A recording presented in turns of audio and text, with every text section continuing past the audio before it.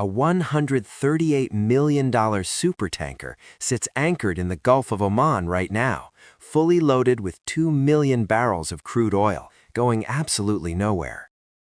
The captain has clearance, the crew is ready, the engine works fine, but no insurer on Earth will quote a price to let that ship move through the Strait of Hormuz. Actually, that is not entirely true.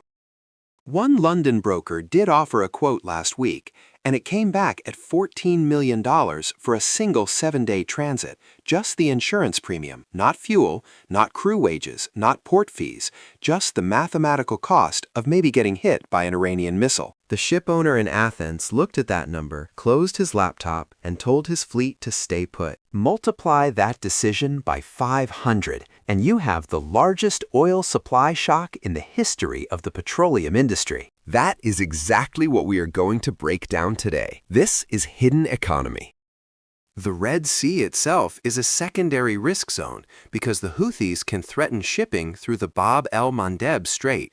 The pipeline does not eliminate risk, it just moves the risk to a different body of water.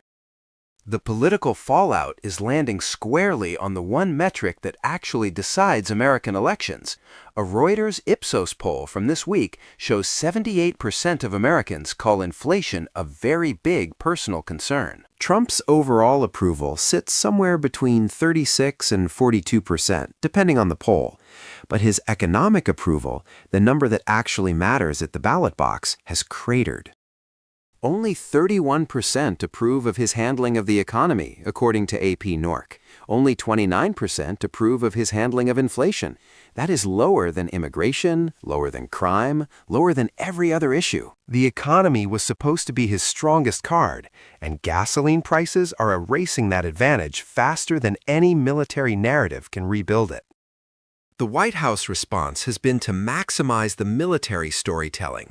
Social media channels broadcast clips of massive bombardments and thousands of targets destroyed. His political advisors know that the approval gap on the Iran strikes is narrowest, only about 3.5 percentage points between support and opposition. But every day, gas prices stay elevated. That narrow military approval erodes further. The canceled China trip tells the whole story. Trump was scheduled to fly to Beijing on March 31st for a summit with Xi Jinping. It was supposed to be the centerpiece of a U.S.-China trade reset. Besant told the Chinese in Paris that the president needs to stay in Washington to manage the situation. That is diplomatic language, for we are trapped in a crisis we did not plan for. The planning assumption for the Iran campaign was that precision strikes would decapitate leadership, neutralize retaliatory capacity, and produce capitulation within 3 to 5 days. European leaders were briefed on this timeline. Gulf states were told the same thing. It has been 3 weeks, and Iran's retaliatory missile capacity has survived. The new supreme leader is Mojtaba Khamenei, the son of the man the U.S. killed. His mother, sister, wife, and son were also killed in the strikes. He does not share his father's theological objection to nuclear weapons. By destroying Iran's conventional deterrent, the campaign created the strongest possible incentive for Tehran to pursue the one weapon that guarantees no country will ever invade you again. Every defense strategist understands this logic. You want your adversary to feel secure enough that they do not reach for the nuclear option. Strip them of everything else and you guarantee they will. Iran has set 3 conditions for any ceasefire: accountability for the killing of their supreme leader, reparations for destroyed infrastructure, and guarantees against future U.S. and Israeli attacks. These are maximalist demands, and Tehran will not get all 3. But the fact that these are the parameters of negotiation, not American preconditions, tells you who holds the strategic initiative right now. So here we are. The United States launched a war to project strength and instead demonstrated the structural limits of military power in a hyper-connected global economy. It enriched Russia, eased sanctions on its own enemies, failed to secure a single ally's cooperation, and created an oil deficit that its own Treasury Secretary says has a 2-week fuse. History shows us the pattern clearly. The U.S. firebombed Tokyo, carpet-bombed Vietnam, leveled infrastructure across Iraq and Afghanistan. In not one of those cases did air power alone produce regime change, not once. And yet the assumption here was that it would work in 3 to 5 days against a country 3 times the size of Iraq. Iran found the Achilles heel of the empire, not through technological superiority or a massive navy, but through geography, through the weaponization of a 21-mile-wide choke point, and through the cold logic of insurance markets. For the first time since the oil embargo of 1973, a single regional actor has demonstrated this degree of leverage over the global economy. The unipolar world did not end in a diplomatic conference room. It is ending in the Strait of Hormuz, where a spreadsheet proved more powerful than an aircraft carrier. The clock is ticking. The surplus oil at sea is running out, and every day that passes, the mathematics become more undeniable and the choices become more brutal. What do you think happens next? Does the U.S. negotiate on terms that look like a retreat? Or does it push further toward an escalation that risks oil at $200 and the collapse of the economic order America built? Drop your prediction in the comments. If this breakdown helped you understand what is actually happening to your gas prices and your economy, hit subscribe. I will see you next one. Before we get into the geopolitics and the military strategy, let me start with the number that actually matters to you. As of March 16th, the national average price for a gallon of regular unleaded gasoline hit $3.72, according to the American Automobile Association. That is an 80-cent jump, roughly 25% in just 2 weeks. It is the steepest monthly spike in American gas prices in 30 years. Diesel punched through $5 a gallon. If you drive a pickup truck and commute 40 minutes each way, you are now spending roughly $90 more per month just to get to work and back. That is not an abstract macroeconomic statistic. That is rent money. That's your kid's braces payment. And it showed up on your credit card statement before anyone in Washington could explain why. Now zoom out from the gas pump to the global oil market, and the picture gets significantly worse. Before the U.S. and Israeli strikes began in late February, Brent crude was trading comfortably below $80 a barrel. As of this week, it has blown past $100, touching $119.50 intraday at one point. West Texas Intermediate followed right behind, crossing $95. The mechanism behind this is not complicated. The global oil market is suddenly missing somewhere between 10 and 19 million barrels per day. Treasury Secretary Scott Bessent said it out loud during a press conference after meeting Chinese negotiators in Paris.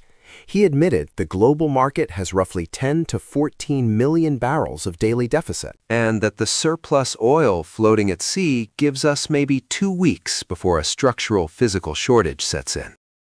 Let that sink in. The Treasury Secretary of the United States publicly admitted there is a countdown clock on the global oil supply.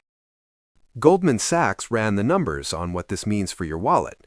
A sustained 10% jump in oil prices adds about 0.28 percentage points to the Consumer Price Index. With crude above $100, Goldman raised its December 2026 headline PCE forecast to 2.9% and pushed the first expected Federal Reserve rate cut all the way to September. JP Morgan went even further. If oil stays between $100 and $150 for 3 to 6 months, they calculate total U.S. inflation accelerates by 1.4 percentage points. Their hard landing scenario projects the S&P 500 falling to 5,400. These are not fringe analysts on Twitter. These are the 2 most influential investment banks on the planet telling the same story. The war in Iran has become an inflation bomb detonating inside the American economy. But here's the part that most coverage misses entirely. Iran did not shut down the Strait of Hormuz with a massive naval fleet or thousands of sea mines. Forget everything Hollywood taught you about blockades. The most effective weapon choking global energy supply right now is not a warship. It is a risk assessment document sitting in a Lloyd's of London underwriting office. The global architecture of maritime insurance revolves around London. Lloyd's Joint War Committee maintains a list of designated high-risk zones. After the strikes and Iran's retaliatory attacks on commercial shipping, the committee expanded that designation to the entire Persian Gulf and 5 surrounding countries. Before the escalation, war risk premiums, the extra cost ship owners pay on top of regular hull insurance, sat at around 0.02 to 0.05% of the vessel's insured value. By early March, that jumped to about 1%, the highest level seen in modern tanker markets. By March 10th, brokers were whispering about quotes as high as 2.5% to 7.5% for the riskiest voyages. Then on March 11th, a Thai cargo ship called the Mayuri Nari took 2 hits in the strait. Fire broke out in the engine room and 3 crew members were killed. After that incident, official war risk rates on paper clustered in the low single digits, but some underwriters began floating double-digit go-away prices on the order of 10% of hull value for the ships they really did not want to cover. For a 5-year-old VLCC supertanker valued at approximately $138 million, that kind of extreme quote implies $10 to $14 million for a single round trip through Hormuz just in premiums. Underwriters were no longer trying to price the risk, they were trying to make the client disappear. Ships with any connection to the United States, Britain, or Israel, informally called missile magnets on the trading floor, face premiums triple the already absurd standard rate. For context, during the Iran-Iraq tanker war of the 1980s, when both countries attacked hundreds of vessels, peak insurance rates maxed out at around 5%. This is potentially twice that and climbing at the extreme end. Iran figured out something that no war college textbook anticipated. You do not need to mine every square meter of a waterway. You do not need to sink an aircraft carrier. You just need to fire enough missiles at commercial targets to shift the probability distribution in an underwriter's catastrophe model. The market does the rest. The satellite tracking data confirms the result. Before the conflict, well over 100 commercial vessels transited the Strait of Hormuz every single day. By March 6th, that flow had collapsed to barely a couple of dozen. By March 9th, less than 10% of normal traffic was still moving. By March 14th, independent commercial transits in either direction had effectively ground to a halt. Between 400 and 500 ships now sit at anchor in the Gulf of Oman, unable to move.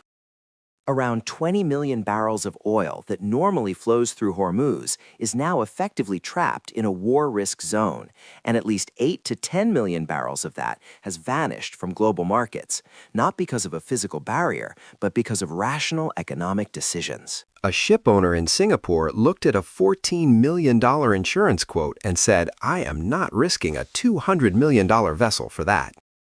Aircraft carriers cannot overrule rational economic decisions. The most expensive navy in human history is powerless against an Excel spreadsheet. The United States tried to fix the insurance problem directly. The Trump administration rolled out a $20 billion reinsurance facility through the Development Finance Corporation, with Chubb as the lead underwriter. On paper, it sounds massive.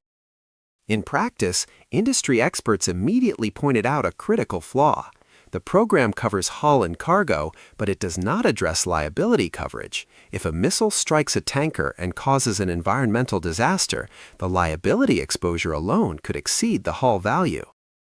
As the Insurance Journal reported, the $20 billion plan is unlikely to restart Gulf shipping without comprehensive liability cover. You cannot insure your way out of a war zone when the risk is not financial, it's existential for the crew on board. So, with the insurance route failing, the White House turned to its allies and asked the world for help reopening the strait. The entire world said no.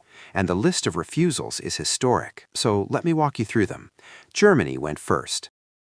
Chancellor Friedrich Merz, the same man who just weeks earlier praised Netanyahu and called for regime change in Iran, did one of the sharpest reversals in modern European diplomacy. His spokesman stated that NATO is a defensive alliance for the defense of its territory and reminded everyone that the US and Israel did not consult Europe before launching the war.